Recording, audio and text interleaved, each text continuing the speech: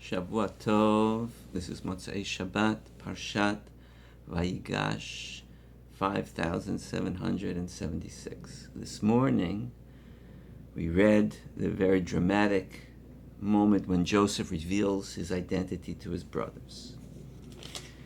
Judah effects a most impassioned plea,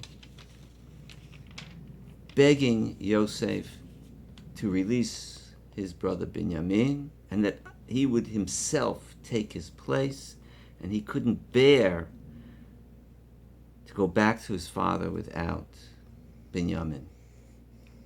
So he pleads with Yosef, who he sees as the viceroy of Egypt, to please let him exchange places with his brother, because I can't bear to see the pain of my father. And the references over and over and over again to his family, to his father, keep eating away at Yosef until the Torah tells us, "V'lo yachol Yosef lihitapek l'chol hanitzavim alav, vayikra hotziu chol ish me'alai, v'lo amad ish ito bitvada Yosef elechav." Joseph could not restrain himself in the presence of all who stood before him. So he called out, "Remove everyone from before me." Thus no one remained with him when Joseph made himself known to his brothers.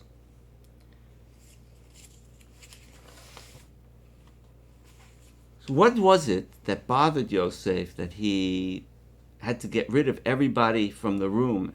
He's the viceroy of Egypt, and these men had been arrested. And surely there were a lot of security guards there, and surely there were ministers there, and all other courtiers who were there. And Yosef says, everybody out. So, what was going on here? So Rashi explains, ולא יכול יוסף להתאפק לכל הניצבים עליו, לא היה יכול לסבול שיהיו מצרים ניצבים עליו ושומעים שאחיו מתביישים בהיוודעו להם. Yosef couldn't bear that the Egyptians, who didn't understand Hebrew, mind you, would be present watching the shock and the humiliation of his brothers when he would reveal his identity to them. So he wanted everyone to leave. In the weekly edition of Zeh Hashar Lashem, in an unattributed explanation, the following is pointed out. Yosef couldn't bear that his brother's embarrassment would be witnessed by the Egyptians. What was the court of the viceroy of Egypt like?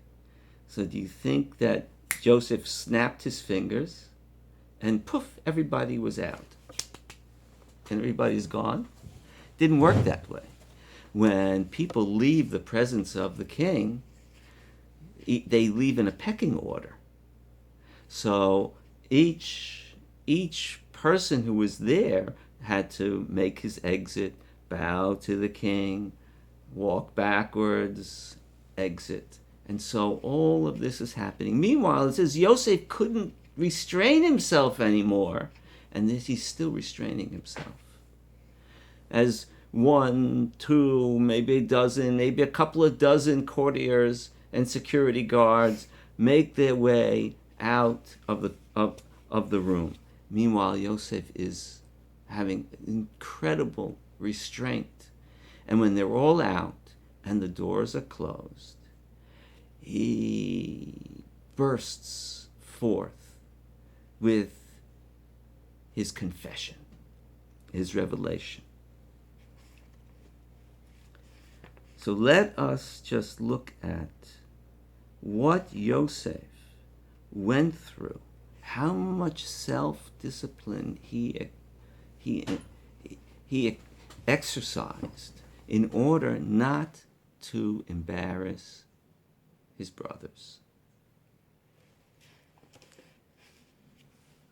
And so, and in front of whom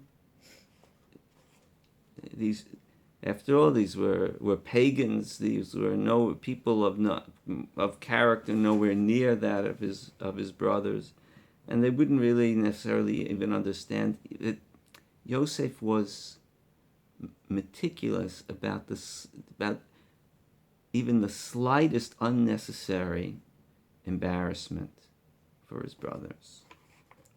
And so, this unattributed comment says, "Dvarim elu nokvim v'yodin chadrei vaten, ad heichan yesh lizaher b'chvod ha'adam."